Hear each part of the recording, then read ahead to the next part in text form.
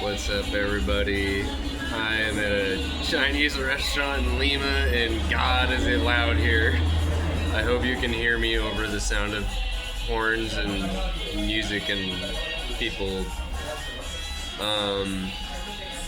Yeah, I've been on buses for the last few days, making my way across the country to do one last stop in Cosma to check out some ruins and maybe do some meditation and healing work there, and then come back to Lima to fly out. But I'm just passing through Lima for the day and just killing time before I catch my next bus.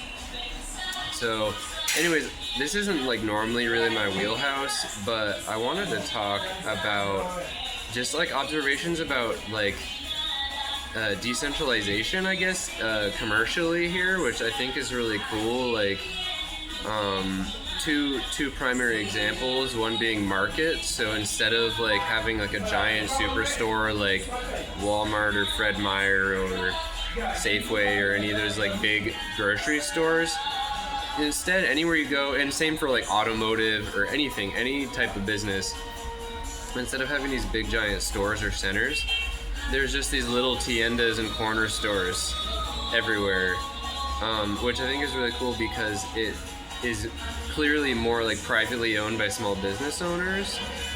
It's a little bit annoying for the shopper because you can't just do a one-stop shop. I love my one-stop shops, but it is really good for like how it has allowed like small business owners to like keep their stuff going. One thing that makes me laugh is that I go, policia drove by with the siren. One thing that makes me laugh is that they all are in the same spot. So like today I was on the bus and I was going down this long boulevard somewhere in Lima on the way to the stop. And there was a whole road where probably, I'm not even exaggerating, it felt like 10 minutes, maybe it was only 5, but literally of driving down the road, and to the right side down the way is just an endless row of little tiendas selling tires and hubcaps. Nothing else, not, other automotive parts, just tires and hubcaps for like countless blocks. Like not just one block, like more blocks than I could even keep track of. Like I thought it was done and then they just kept coming. And it was just cracking me up. And then turn around the corner and then down the next street and like, oh, what's the theme of this street? And it's like car exhaust pipes now. But anyway, so I don't know, there's something funny about how they all cluster in the same spot instead of like spreading out so that they don't compete with each other so much. But I don't know, maybe there's some logic to it, it's just funny to me. But the other decentralized business thing that is really cool is collectivos, which is basically these vans that they have. So as far as I know, they're like privately owned vans, but they're part of a collective that serves a certain area or route. So where I was staying back in Pisac area, there was a collectivo that ran back and forth from Cuzco to Pisac, and there's other ones all over that go serve between different cities and locations.